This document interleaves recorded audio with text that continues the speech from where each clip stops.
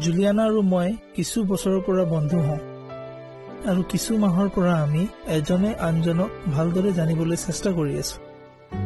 আমাৰ মাজত ভালদৰে চলি আছিল। এদিনাখন নিকে মোক পিকনিকলৈ মাতিছিল। আমাৰ কিছুমান বন্ধুও আহিছে, কিন্তু মই দেখিলো যে আমাৰ পৰিয়ালো তাত আছে। মই হ'ব বুলি কলো।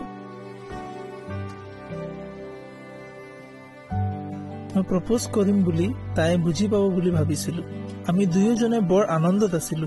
কথাটো সকলোৱে গম পালে। পাছদিনাখন সভাত আমাক সকলোৱে অভিনন্দন জনালে। মোৰ বান্ধৱী নেটলি বৰ আনন্দত আছিল। বিয়াৰ বাবে তাইৰ বহুতো আইডিয়া আছিল। আমাৰ বিয়া হ'ব বুলি মোৰ বিশ্বাসেই হোৱা নাছিল। মই ভাবিছিলো যে বিয়াৰ আয়োজন ভালদৰে হ'ব। সকলোৱে নিজৰ নিজৰ আইডিয়া দিছিল। কি কৰিম, কেনেকৈ কৰিম, আনকি দেউতাও।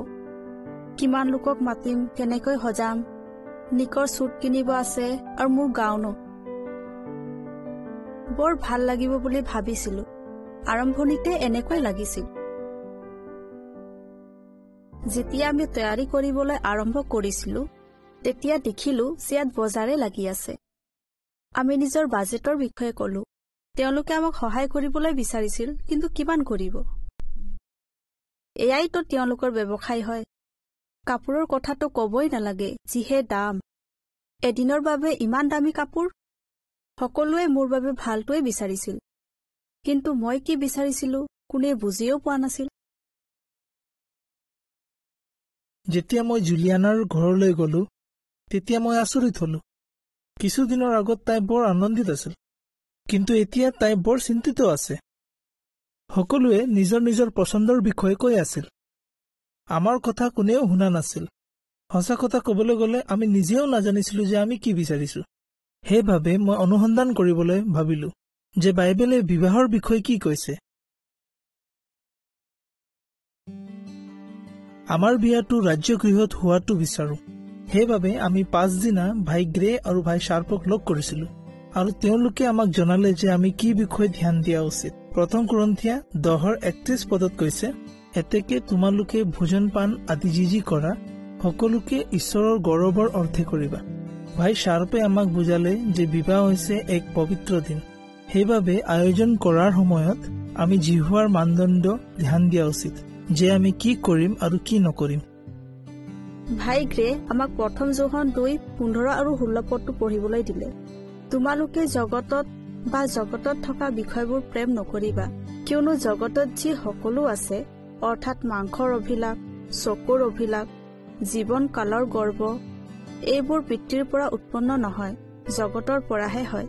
তেওঁলোকে কলে, জগতৰ লোকসকলে এনে বহুতো কাম কৰে যি তেওঁলোকক ভাল লাগে। যেতিয়া আমি জিহুৱাৰ মানদণ্ড অনুসৰি চলো, তেতিয়া আমি ভাই ভনীৰ বাবে ভাল উদাহৰণ ৰাখো আৰু জিহুৱা ঈশ্বৰক আনন্দিত কৰো। তেওঁলোকে আমাক বিবাহৰ লগত জড়িত কিছুমান লেখ পঢ়িবলৈ দিয়ে, যাতে বিবাহৰ দিনটো আমাৰ বাবে স্মৰণীয় হয় আৰু আমি কেতিয়াও দুখ অনুভৱ নকৰো।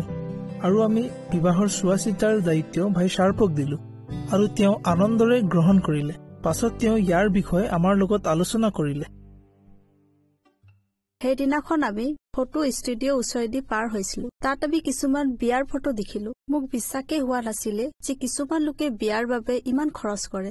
বিবাহ তেওঁলোকৰ বাবে এক পবিত্ৰ দিন নহয়, কিন্তু ৰং ধেমালি কৰা এক সুযোগ। ইয়াক দেখি মোক গালাটীয়া কিতাপত লিখা কথালৈ মনত পৰে। শৰীৰৰ কাৰ্যবোৰ হৈছে মত্ততা, ৰং-ৰস আৰু এইবোৰৰে নিচিনা আন আন কাৰ্য।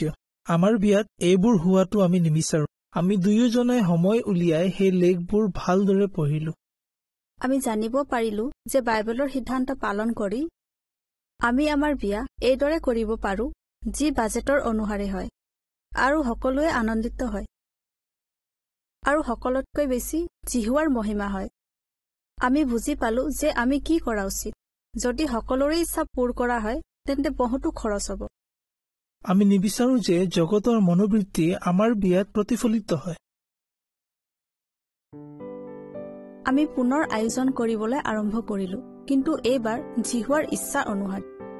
1 তিমথিয় 2:9 পদত এইদৰে কৈছে, সেইদৰে এজন খ্ৰীষ্টানে সুলাজ আৰু সুবুদ্ধিৰে সৈতে পৰিপাটি পোছাকেৰে নিজকে ভূষিত কৰক।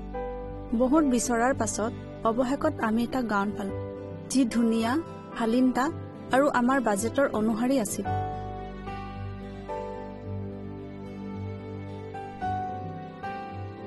ময়ো এযোৰ ভাল কাপোৰ বিচাৰি পালো। এইযোৰ মই পাছতো পিন্ধিব পাৰিম।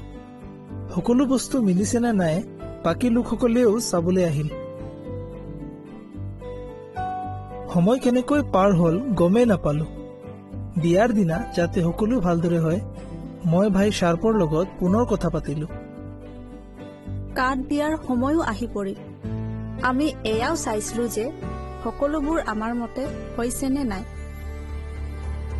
চাওঁতে চাওঁতে সেইদিনাও আহি পৰিল, যাৰ বাবে মই অপেক্ষা কৰি আছিলো। জুলিয়ানাক বৰ ধুনীয়া লাগিছিল। আমি ভবাৰ দৰে সকলোবোৰ হ'ল।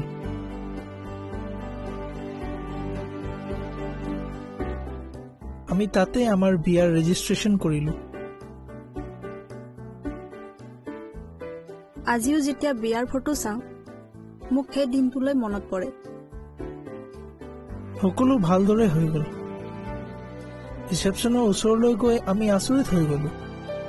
আমাৰ বন্ধুসকলে সকলোবোৰ সুন্দৰকৈ সজাইছিল। যদিও আমাৰ বিয়া সাধাৰণভাৱে হৈছিল, কিন্তু নিক আৰু মোৰ ইচ্ছাৰ অনুসাৰী হৈছিল। সকলোৱে ভাল পালে। এনে বিবাহ কম দেখিবলৈ পোৱা যায় বুলি সকলোৱে ক'লে। সকলোবোৰ আমাৰ বাজেটৰ অনুসাৰী হ'ল। সকলোতকৈ আনন্দৰ বিষয় এই যে আমি জীৱনৰ আৰম্ভণি জিহুৱাৰ লগত কৰিলো। মই আনন্দিত যে মই তোমাক পালো। ময়ো আনন্দিত যে তুমি মোৰ জীৱনলৈ আহিলা, আৰু মোৰ সম্পূৰ্ণ বিশ্বাস আছে যে যদি জিহুৱা আমাৰ মাজত থাকিব তেন্তে এই সম্পৰ্ক সদায় কাল বৰ্তি থাকিব।